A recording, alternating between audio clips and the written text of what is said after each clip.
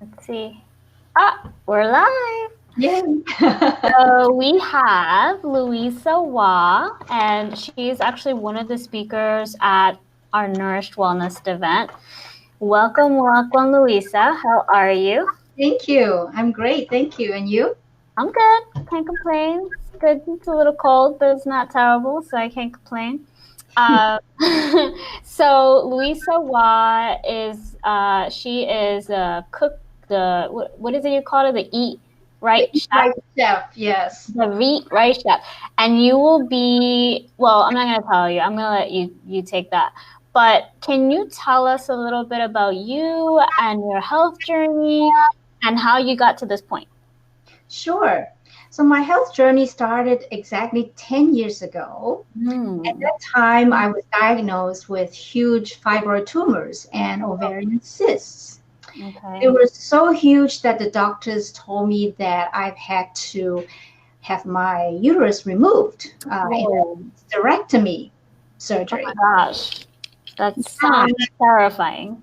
it was terrifying, especially because I just came back from New York, back to my home, which was in Hong Kong at that time, Okay. taking care of my father who was sick with cancer, and he was treated really badly at the Mhm. hospital, and Yeah. eventually he died. So, Mm. Sorry to yeah, hear. it was actually due to a medical malpractice. Whoa. So I was heartbroken. I was in grief and feeling terrible. And then when I was diagnosed, I just went into a shock Mm-hmm. because I never saw that coming. Right. Right. Um, and when it was diagnosed, the tumors were already like 13 centimeters. So it was like Wow. 2 or 3 months size of a 2 or 3 month old baby. That's scary. It was so scary. And then at that time, I was in my late 30s. I was 37 at that time. Okay. So even though the doctor said, "Oh, you can just take out your uterus because you're not going to have children Oh anyway," my gosh. that's the standard. Uh, Not a great line, advice. the standard line that doctors tell women who have Oh. huge tumors, like fibroid tumors. You'd be surprised how many doctors actually say that. Wow. So I went to see about 8 or 9 doctors, and every single one of them told me the same thing. And I was devastated, because what I've seen back in New York, how my father was treated, I got scared. I Right. know that doctors, they don't necessarily have your best interest in mind when it comes Mm. to these serious diseases. Uh, Right. in my case, the tumors were actually very much they were attached in a way that would be very difficult to remove, and there Okay. was a lot of bleeding. And some doctors told me, "Oh, you have to have a injection of Lupron, which would put me into menopause Oh my gosh. early in the 30s, and also give me depression." Mm-hmm. I refused. So after consulting all these doctors, I decided, okay, I'm going to go the natural way. Okay. So at that time, a friend of mine told me about juicing. She gave me a book, so I read about it, and then I started juicing. And then I got into all these different kinds of diets that will help me to heal. So I went on a rampage on the internet and searched for ways to heal the fibroid tumors in a natural way. So Yeah. I different kinds of diet, and I must have read 100 books on different kinds of diets and health, and natural remedies and stuff like that. And then I ordered different herbs and Oh my supplements. god. That would be me too. I was juicing the whole day. Like I had no time for anything else, I could imagine. I could imagine. Maybe some of your audience have the same experience. Anyway, so I became a juicing fanatic, and then I started different diets. I Okay. tried, for example, acid alkaline diet, and I Okay. tried different ones. Eventually, I tried the vegan diet, Mm-hmm. and I even went as far as doing the raw vegan diet. Mm-hmm. It was That's supposed to be very very detox. difficult. Yeah, yeah. I've Yeah, done that too. you For a have? short time. Yeah, for a short time. Oh, okay. Yeah. So what was your experience with it? My experience was very different. I mean, I loved it for the duration that I did it. I think I did it for like 1 year. I did it for 7 days, and then the next year I did it for 14 days. Okay. The thing is that with those sort of diets, I don't know what it's something in the brain that you end up overindulging after you're done, you know? So I did it the 14 days. And then, of course, I wanted to eat everything, right? Because you can't eat certain things or most things. And so you end up overdoing it after. I think something at that point, I realized that the way I was going about just eating was wrong, because it was also temporal, you know? Like I was just like, oh, I'm going to do this amount. I'm going to do this. Like there's nothing wrong with detoxing, but if you can't sustain that, if you can't commit to that, there's no point. That's a That's what very, that's what I learned from my experience. There's absolutely, if you cannot do it all the time, then yeah. there's really no point. It's good to do it, you know, like let's say, you know, you're just not feeling well, or you feel like you're just like your immune system is compromised and you're just getting sick every single time, then by all means, you know, and by no means is this meant for, this is not a doctor's medical advice, people. This is just my personal experience that when I feel sick or whatever, I realize, okay, maybe I need to detox so I can purge and get all the toxins out. And then I do that. But in terms of reality check, I know that I won't, that's not sustainable for me every day. That's a really good point, and thank you so much for sharing your Yeah. personal experience. Yeah. Thank you. Yeah, because the thing is that for detox purposes, you can go on these extreme diets for a certain period of time, Right. and depending on the individual, some people can take it better than others. Right. But it's so important to tune into your body and see if it's right for you or not. Right. So in my case, I went on, first of all, I had some water fast. So I went without food Yeah. Yeah. for That's about hard. 11 days. That is very tough. Okay. It was Very crazy. tough. Yeah, and it was winter time, so I was Oh my like gosh. cold all the time. And then I All the time. yeah, I cheated on junk foods. So that was bad. But Mm-hmm. after that, then okay, so I started with just getting rid of all the sugar and dairy and coffee in my diet. Like I cut them out cold turkey, which gave me extreme headaches and Of other course. symptoms. Yeah. They call detox syndrome. Yes. After that, then I went on the raw vegan. I went on a vegan and then a raw vegan. And then I was on that for about 6 months.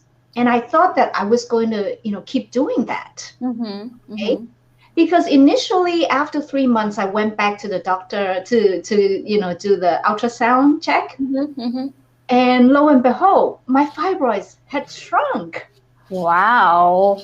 So happy. They shrunk by 1/3 their Wow. sizes. That's Yeah. incredible. It was, so I was very encouraged, so I wanted to keep going. Right. So I went back and then I kept eating vegan and then Right. introduced the raw concept as well. Right. And at that point, I was not able to eat anything when I went out with friends or company functions because raw vegan, it was non-existent in Hong Kong back then. Right. Right. And so I had to cook everything myself.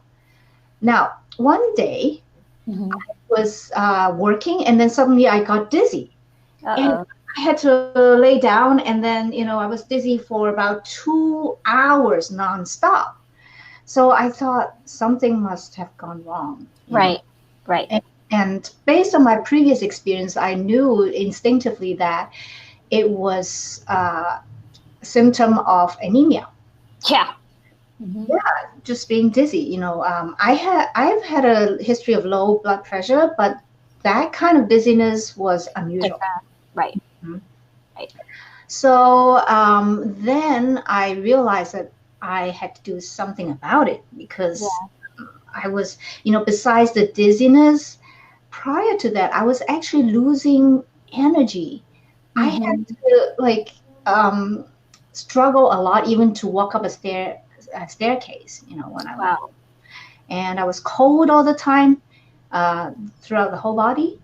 Right. And my hair was falling out. My Ooh. skin was getting dry. Like I saw scales on my skin. Yeah. Yeah. That's not good. It Not was, good. No. and I was very skinny, and I lost muscle tone. Uh, Mm. but at that time, I was doing ballet. I'm still doing it, but adult ballet, and I was so happy that I got this ballerina body, so it didn't bother me. Right. Right. Right. Right. Um, but yeah, so all these signs were telling me something was going wrong. And Right. then one other, the most troublesome symptom was actually acid reflux. And I had no idea it was acid reflux, but I had this, gagging feeling, and I could not breathe properly when I went to bed. Mm. Um, every time I swallow, it just seems like the food was backing up. And I had Okay. no idea because I thought, well, I'm eating so clean, Right. clean. Right. Right. Why is this happening to me? I'm Right. not even eating meat. If Right. you Right. supposed to get this type of symptoms when you have indigestion, right? Right. Too Right. much meat or junk food, but I was eating none of that. So Hmm. that puzzled me a lot, and I was miserable. I couldn't sleep well, and the whole day I'd just be struggling with something in my throat, and I couldn't concentrate, and I was a wreck.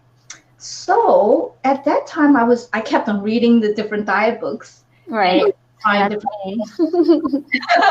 There was one book that was talking about 100 different superfoods to help you increase your longevity. So Okay.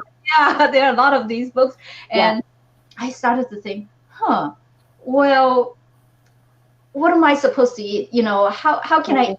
everything that's Right. suggested in this book? It's Right. not Right. possible. No, it's not. No. So, but in one chapter, the author mentioned the blood type diet, eating according to your blood Oh. type. I got really intrigued because I thought, well, that makes sense actually. Because if Right.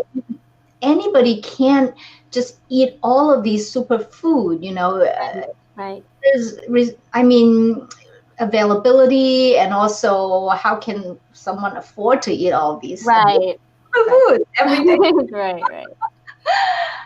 So then I got intrigued, and then I ordered a book online and Hmm. called this Eat Right for Your Type, and written by Dr. Peter Diadamo. Huh.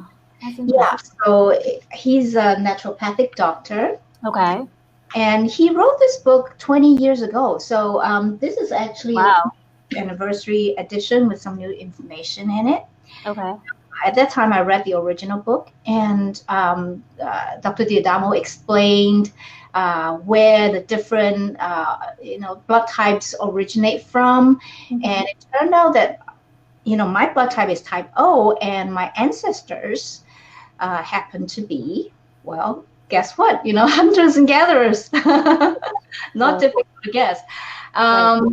And for type O to actually thrive, we have to include animal protein in our diet. That's So, interesting. yeah, that was an eye opener. That's just woke me up, and I decided to give it a try. Okay. So after I finished the book, the next week I started to introduce some animal protein like eggs and little Hmm. cheese that's compliant for me, and a little bit of minced beef, but it had to be grass-fed beef Right. with Right. purity. Hmm. So as soon as I started, introducing these foods, and then also continue to eat a lot of vegetables, my stomach acid started to calm down, Hmm. and the reflux actually disappeared within 1 week. Wow, that's amazing. That's so amazing. Yeah. So since then, I continue to go deeper into this way of eating, and I found that it's actually sustainable. Okay. How can you like share how is it sustainable? Like with the average person, like let's say they discover this, how Mhm. would they go about eating, just an example. Okay, an example is that, for example, for type O, we'll be eating some meat every Mm-hmm. day or Mm-hmm. fish, and then a lot of vegetables, Okay. and a little bit less grains and starch Okay. than Okay. other blood types, because we really thrive on the combination of animal protein and vegetables. It's Okay. more easily digested by type Okay. O. Whereas type A's will, they'll be able to eat more grains, and then they will benefit from a mainly plant-based diet. Okay. Then they will also eat some meat, a little bit of meat, and fish and other types of protein, mainly from Okay. plants. So you see, there's a big individual difference between these two dominant blood types. Right. And Right. because it's catered for the individual body type, the person will feel really great, and the Mhm. energy level will be good, and the digestion will be optimum. Okay. So a lot of the common ailments will actually disappear when you get on this diet Wow.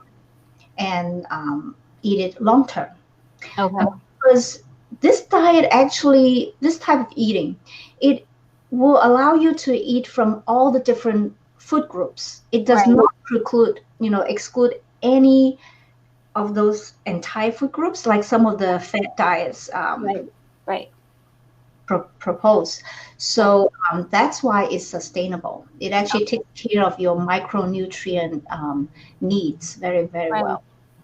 How Hmm. does one go about knowing what they are? Like, how did you go up? Is there a test you can take? Like, what do you do to find out? You mean to find out your blood type? Right.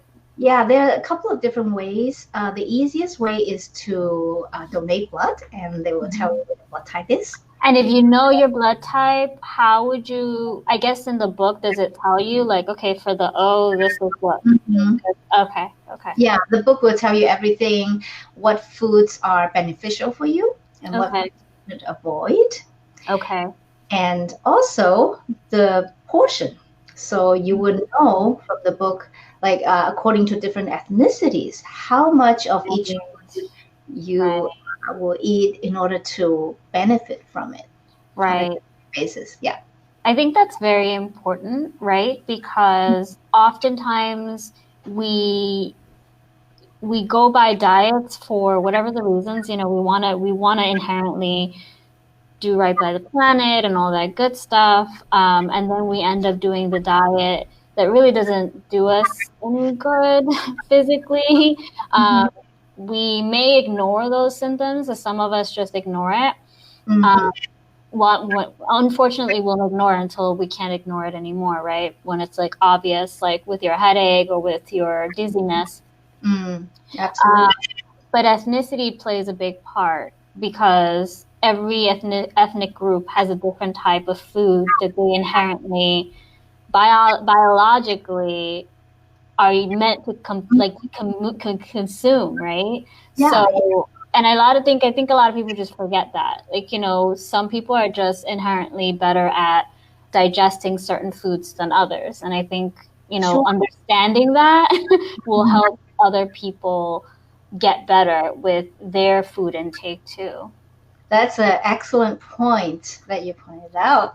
And actually, the idea behind the blood type diet is really one size doesn't fit all. So it takes Right. into account individuality, the bio individuality, Hmm. and really look at, each individual's need. Uh, Right. and there are advanced versions of it, which I will introduce a little bit in my seminar at your retreat. Perfect. And they will look into your genetic attributes. Wow. Okay. an even more precise food list for each individual. Wow, that's very interesting. I have to say, I'm very excited. I'm Mm-hmm. very excited with you coming over to the seminar and presenting. I never heard of this until we came across, you as a speaker. I've Okay. never heard of this ever. So this Oh, is going, and I'm sure I'm not alone out there. There's other people that don't mhm. know. So I think this is going to be an eye opener for many people. That's great. And in my seminar, I will also try to compare two of the, most popular diets right now, which is the Okay. vegan and the ketogenic diet Hmm. with blood type diet, and how people can actually adjust their, what they have been following to make it a better, more optimal diet for their health. Yeah. Oh, that's good. That's very interesting. We appreciate that. A lot of the people attending will appreciate that. And so I know we deviated a little bit, but so you learned about your blood type diet and Mhm. then you went ahead and you did it. But what happened afterwards? Did you find out any like changes? Like how did that help you later on? Because I know that you were really excited about continuing this vegan raw diet. But what happened when you started the new diet? Like what did you learn? So when I started this new diet, my body actually started to love it. Like I would, Mhm. because I was deprived of meat for so long, and Right, during that period, I was like you, trying to cheat or right, binge on right, certain food that contain a lot of fat, like not, right, you know, right, to compensate for that hunger. And right, right. everything started to really make sense. So I embraced my type O diet, Hmm. and I've never needed to look back because it made me feel so good overall. Many of the ailments since my childhood have actually disappeared, and that was a great side effect, if you call it that, big surprise, and I was very glad. And my pollen allergy, just left me because I Okay. changed the diet. That Wow, was that's interesting. There's a lot of people too that suffer from congestion and allergies, so it would be interesting to know if they just tweak their diet a little bit, maybe that would yeah, help. Yeah. really. Sometimes it's just about tweaking, and um, in the beginning, I or other people who are trying to eat according to the blood type may think, "Oh, I can't have this food anymore. Oh, Right, it's so right. boring." But it's actually not boring because I started to discover a lot of new types of food that I've never tried before, and Yeah. it turned out that my body really loved it. So Wow. that was a big bonus to me, actually. How Yeah. fast did you notice the change? Like, I know Mhm. you said you experienced your skin dryness and your hair falling out. Like, how fast did you notice the change when you started this new diet? Yeah, the acid reflux went away within a week or two, stabilized within 2 weeks. Okay. For the hair and the skin, I can't really remember in detail, but I think it took me maybe a couple of months, 2, 3 months to get into balance. Right, right, right. And then I started noticing, like, I used to have congestion Right. or, phlegm, Mhm. got easily sick, but things just started to disappear after a few months. So I think within 6 months after I have stabilized on the nutritional intake, then the Mhm. body gets into a kind of a balance. Right, right, right. That Yeah. makes sense. And can Mhm. you give me like an example of what your day looks like in terms of like breakfast, lunch, and dinner, just for us to like get an idea of like what does this look like? Because I'm just very interested. Like, what is this? Like, what does this look like? You know?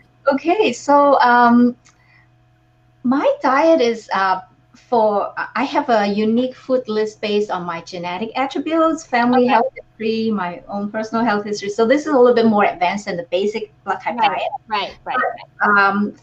For the basic diet, let's see, on a day-to-day basis, I would eat like a palm-sized piece of meat. And usually I would eat grass-fed beef. Okay. And then along with that, I would eat maybe 2 or 3 cups of vegetables. And I Okay. always include leafy green vegetables or Right. broccoli. Right. Those are considered beneficial. And Right. beneficial actually means having medicinal values. So it acts like a medicine, it will heal your body.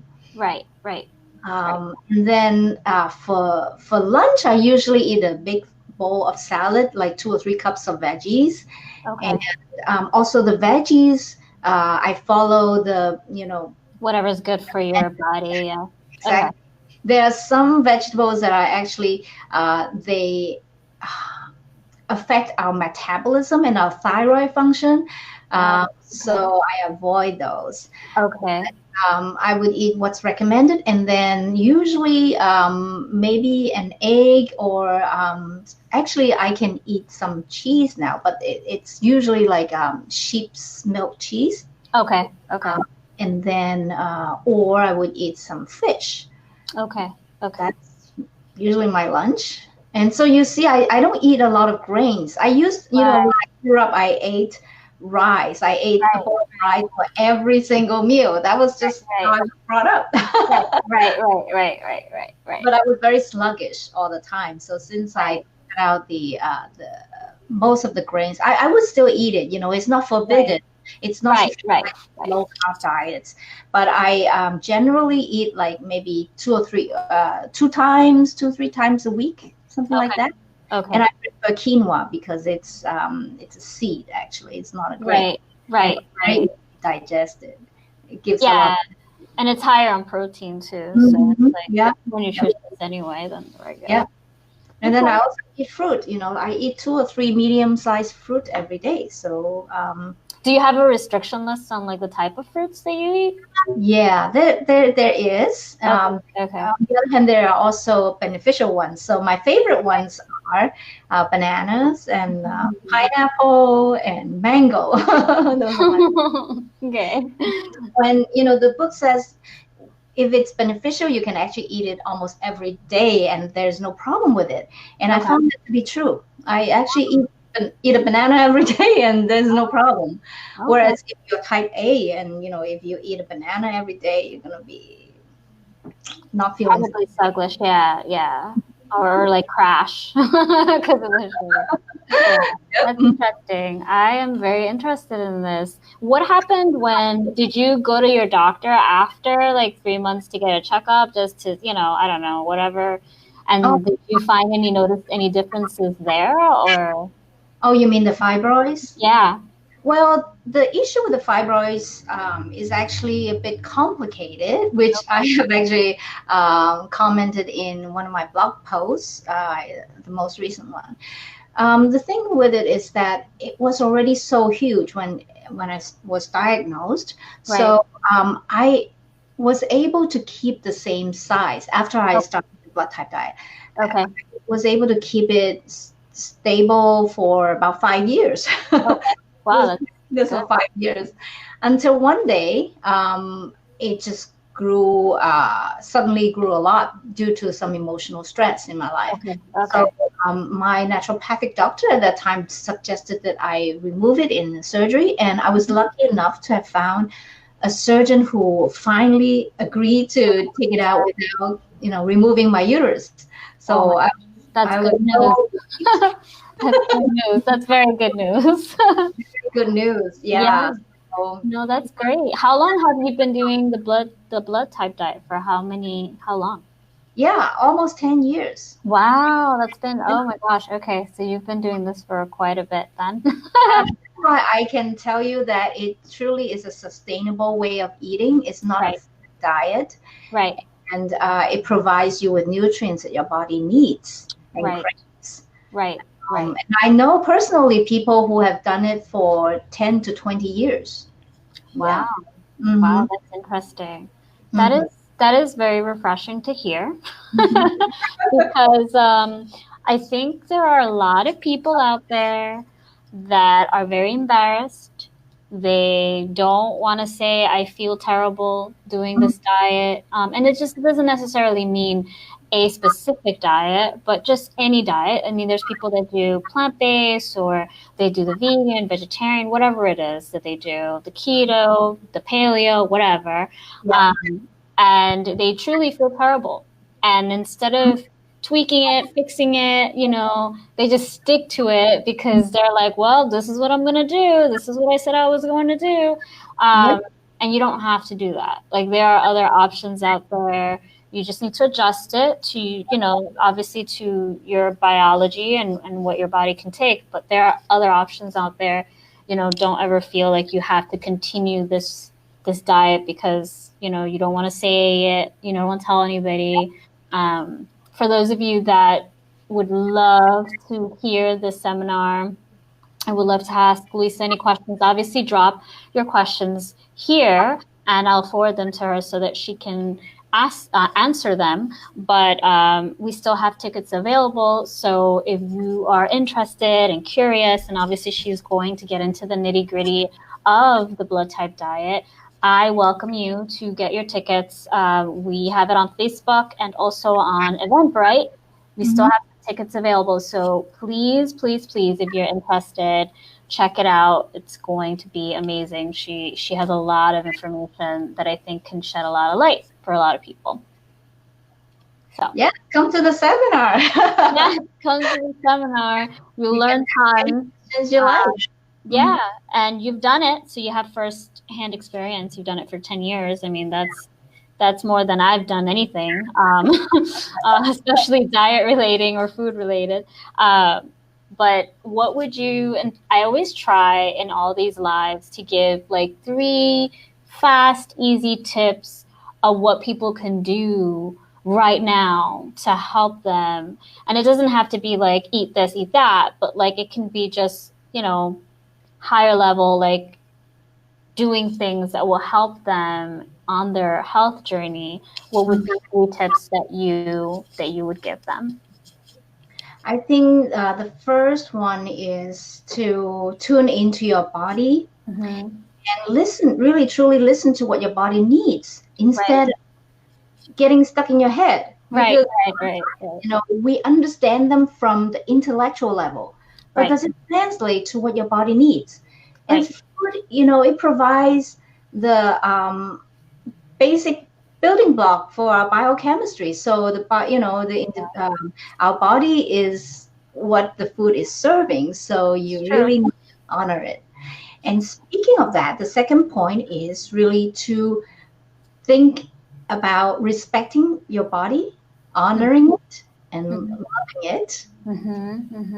And I think the third thing I would share today is to, what would that be? Once you have found out what is good for your body, you need to change your mindset in order for the new habits to stick. And I have a lot of audience members and readers and clients. They have had challenges of getting into the routine of sticking to, the food list that's great for their health. And it has to do with changing the mindset. And one very useful way of changing your mindset is and your habits is actually to think about choice. Okay. You have a choice to choose this over that, to choose whole food over junk food, or to choose maybe a piece of steak is good for you rather than a bag of chips. So you have a choice. So rather than focusing on what you are missing out, focus on what is beneficial for you. And feel the effect. And then, it's a positive reinforcement loop. So you will say to yourself, try to run this dialogue in your mind that I love eating health supporting food. I just love this new lifestyle. And you can expand it to exercise or whatever that is good for your health. But just even if you feel like crap, you don't want to go to the gym, or I don't want to eat this. I don't want to eat broccoli. But tell yourself, I love it. I like it. I like eating this. It's gonna promote my health. It's gonna make me feel more energetic. So Right. when your mind repeats these statements, long enough, it actually will become true for you.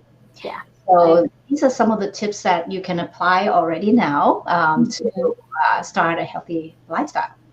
That's amazing. Thank you so much, Louisa, for your time and for your valuable insight and for sharing your story. I know that it was very personal and many people don't have the courage to do that. So I appreciate that you did that because that helps other people out there that we just don't know are struggling with something similar, or can relate in some way. And we look forward to having you on February 2nd in our Nourished Retreat wellness event. We're super excited. I'm super excited. So Um, excited. can't wait to see you there and to see and listen to all the things that you can tell us about this blood type diet. And for anyone that has questions, like I said, leave it in the comments and we'll make sure that Louisa gets those questions and she'll answer them. Okay, thank you so much for having me Thank you today. so much. Have a good day. You too. Bye. Bye, guys.